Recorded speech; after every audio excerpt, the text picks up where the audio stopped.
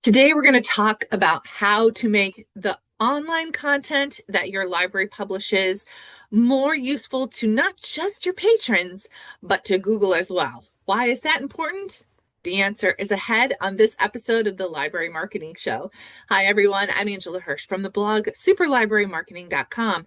I'm looking for kudos nominations. You know, I like to give a shout out to libraries that are doing things that need some recognition in marketing. And quite frankly, I don't think library marketers get enough recognition. So if you want to nominate a library, maybe it's your library, for doing something in library marketing, just click on that tab and send me a message. So our kudos today is a nomination. It came in. Thank you, Rebecca, for sending this in.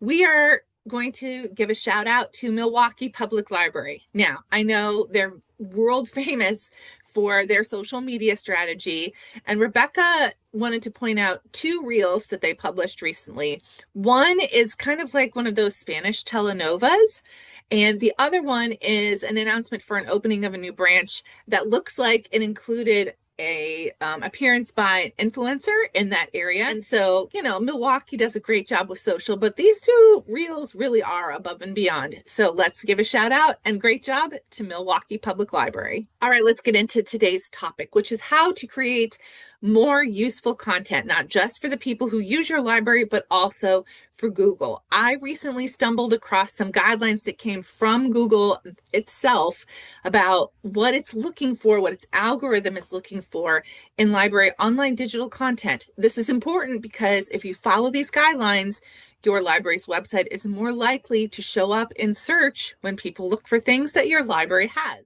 I'm going to start out with the definition that Google gives about what's useful content. And I thought that this was very interesting because Google says useful content is content that's written for people, not search engines. So even though we're doing this to try to get Google to let us show up in search more frequently, it says that it can spot fakeness or non-authentic content. So Google rewards trustworthiness, content that's based on real experience, that's satisfying to read, and that was created with a clear purpose beyond ranking. So how the heck are you supposed to do this? We have 3 tips that I pulled out from these Google guidelines.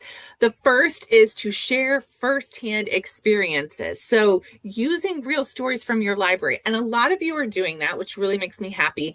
We're doing it mostly on email, maybe in video, and in social media posts. But Google wants you to share those stories on your website as well, like how a program may have helped a patron or how a staff member solved a common issue. And that means you may want to think about making a landing page where you can house all of the stories that you're telling in other places so that it's on your website, because Google loves that content that shows that you and your patrons have been there and done that.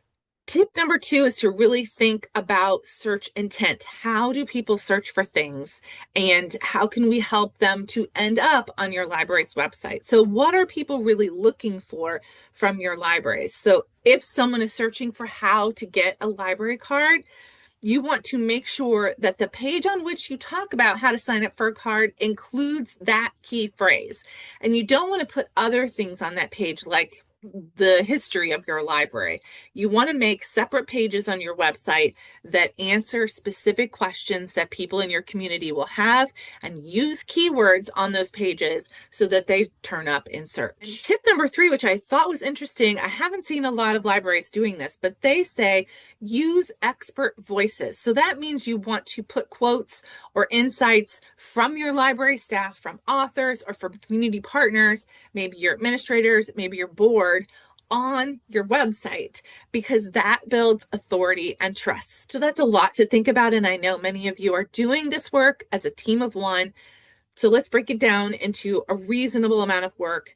Go through your library's websites 1 page every week. Audit the page and see if there are ways that you can make it more appealing to Google using their own guidelines.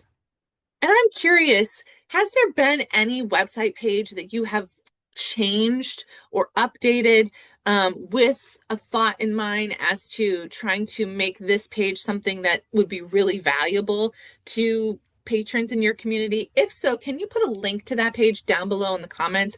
Or maybe you have questions about your own page, like you have a website page on your library site and you have questions like, should I change anything about this? Put it down below in the comments. I'll look at it. I know my other viewers will look at it, and let's kind of crowdsource some suggestions for how to improve our library's websites.